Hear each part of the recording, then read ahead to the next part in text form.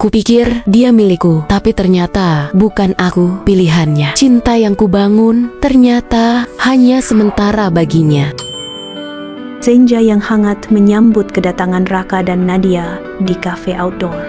Mereka tertawa lepas, saling melempar candaan kecil. Sore itu, suasana sangat menyenangkan. Mereka duduk berdua di bangku kayu, menikmati suasana. Sebuah panggung kecil menyala dengan lampu. Jingga ada band yang sedang bersiap memainkan lagu untuk para tamu. Tiba-tiba, suara dari atas panggung memanggil satu nama untuk Nadia, tamu istimewa malam ini.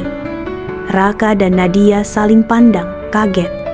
Mereka berdua terdiam, saling pandang, bingung, dan tertawa bersama. Dari atas panggung, muncul seorang penyanyi wanita. Ia tersenyum lebar ke arah mereka, seolah mengenal Nadia dengan sangat baik. Lagu lembut pun mengalun. Bait demi bait terasa seperti ditulis khusus. Nadia tersenyum haru, menarik tangan Raka agar pindah ke dekat panggung. Tapi Raka menolak, wajahnya berubah datar. Ada sesuatu yang dia sembunyikan. Lagu selesai. Tanpa ragu, Nadia berlari menuju panggung.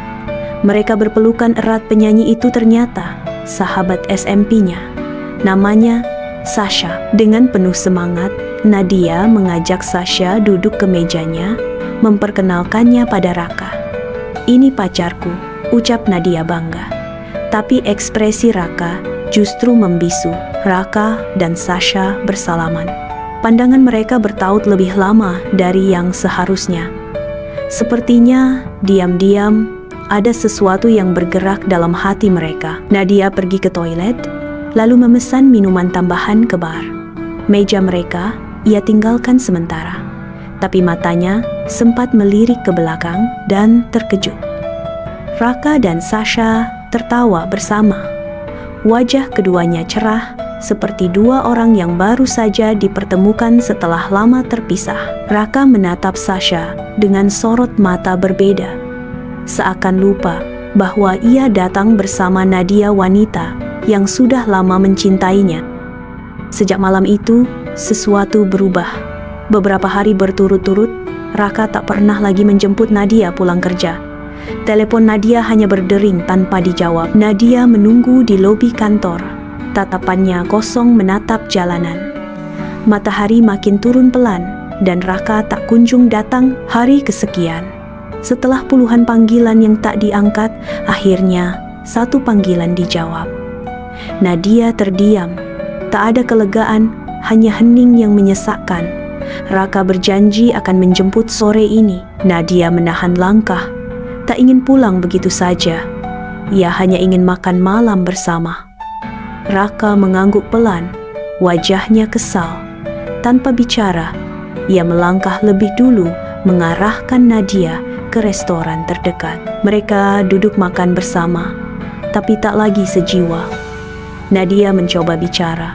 Raka hanya menjawab singkat tanpa tatapan. Suasana makan malam yang seharusnya hangat justru terasa asing dan sunyi. Saat berjalan ke toilet, Nadia sempat menoleh ke belakang. Tapi alangkah terkejutnya, Raka tak lagi di kursinya. Meja tempat mereka duduk kini kosong, seolah kehangatan yang sempat ada menguap begitu saja. Raka ternyata berpindah duduk ke sofa di belakang, menjauh dari meja mereka. Ia tampak tenggelam dalam layar ponsel, tersenyum samar entah pada siapa. Tapi jelas bukan untuk Nadia. Nadia kembali, melihat Raka terburu-buru, menyembunyikan ponsel di balik bantal. Ada rasa curiga yang perlahan tumbuh dalam hati Nadia. Raka mengajak Nadia pulang tergesa. Mereka meninggalkan restoran dengan sorotan mata tamu lain yang memperhatikan keanehan itu. Raka pergi mengambil mobil, meninggalkan Nadia di depan restoran. Tak lama, seorang pelayan menghampiri Nadia sambil menyerahkan ponsel yang tertinggal. "Nona, ini milik teman Anda," katanya. Nadia terdiam sejenak, lalu memasukkan ponsel Raka ke dalam tasnya. Saat Raka berhenti di depan rumahnya, Nadia turun tanpa bicara. Raka langsung tancap gas. Nadia tetap bungkam, ia tak mengatakan apa-apa soal ponsel itu. Di kamar tidur yang remang-remang, Nadia duduk di tepi tempat tidurnya. Nadia membuka ponsel Raka. Ia tahu kata sandinya. Dan di sana, semua terbuka. Pesan mesra dengan Sasha. Mata Nadia membelalak. Foto-foto pelukan. Kata-kata manis. Pesan minta maaf karena malam ini tak bisa bertemu karena harus menjemput Nadia. Dan di bawahnya, rencana pertemuan besok pagi. Taman kota, jam 7 pagi. Pagi itu, Nadia datang lebih dulu. Ia bersembunyi di balik pohon menunggu. Lalu, tepat pukul 7.30, Raka datang bersama Sasha. Di tengah taman yang sepi, mereka duduk di atas rumput. Raka dan Sasha tertawa bahagia, sambil sesekali cemberut dan tertawa lagi, saling menyuapi camilan kecil dan minuman. Seolah tak ada yang salah. Sasha bersandar di bahu Raka. Lalu, pelukan itu terjadi. Di hadapan siapapun, tanpa rasa bersalah, dan Sasha mencium Raka. Raka terdiam, tapi tak marah. Sepertinya menikmati. Nadia terpaku.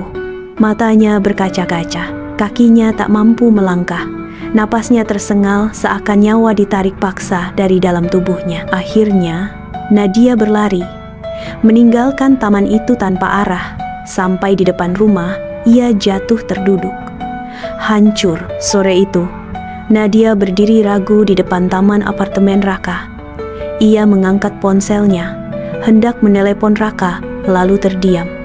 Ponsel Raka masih ada di sakunya. Dengan langkah berat, Nadia mengetuk pintu apartemen Raka. Saat pintu terbuka, ia menyerahkan ponsel yang tertinggal, lalu menatap Raka dalam diam. Suaranya pelan, namun tajam. "Sasha itu siapa buat kamu?" Raka terdiam, lalu mencoba mengelak, mencoba memeluk. Tapi mata Nadia sudah basah. Ia muak dengan kebohongan. Bayangan tadi pagi tak bisa hilang. Pelukan di taman, tatapan penuh cinta itu, semua menari-nari di benak Nadia tanpa henti. Seolah telinganya memutar ulang suara yang tak pernah ia dengar langsung, tapi begitu jelas terdengar di benaknya. Ucapan Raka pada Sasha, "Aku akan selalu mencintaimu, aku takkan pernah meninggalkanmu." Persis seperti janji yang dulu Raka bisikkan ke telinga Nadia. Janji yang kini terasa kosong, hancur tak bersisa. Nadia terisak sepanjang malam. Ia membuka kembali salinan chat Raka dan Sasha di ponselnya. Satu persatu foto mesra mereka menusuk hati. Hari-hari berikutnya, Nadia menghilang. Ia tak datang ke kantor, tak mengangkat telepon dari kantor, dari Raka. Di kamarnya, ia terbaring lemah, lapar, haus, dan kehilangan arah. Pikiran buruk sempat menyapa. Andai aku tak ada, mungkin tak akan sesakit ini. Tapi, air matanya terus mengalir, melawan putus asa. Beberapa hari kemudian, Nadia berdiri menatap jendela. Rambutnya digerai. Matanya masih sembab, tapi ada cahaya kecil yang tumbuh di sana. Ia mulai berkemas, membawa barang-barang pribadi. Nadia berjalan keluar dari apartemen itu, sekali menoleh ke belakang, dan selesai. Kali ini, ia yang pergi. Semua kenangan tentang Raka, ia tinggalkan. Di taman yang sama, seminggu kemudian, Raka duduk sendiri, di tempat ia dan Sasha dulu berpelukan. Tapi Sasha tak datang lagi. Ia membuka ponselnya, menelusuri foto-foto lama bersama Nadia.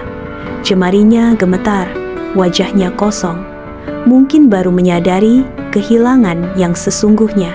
Sasha pergi begitu saja, tanpa pamit. Ia hanya meninggalkan satu pesan singkat. "Maaf, aku tak bisa hidup dalam bayangan Nadia." Raka kini sendiri. Di antara sisa-sisa cerita, semua sudah terlambat. Sementara itu, Nadia menatap matahari pagi dari kota lain. Ia masih membawa luka, tapi juga membawa harapan. Ia memilih untuk tetap hidup,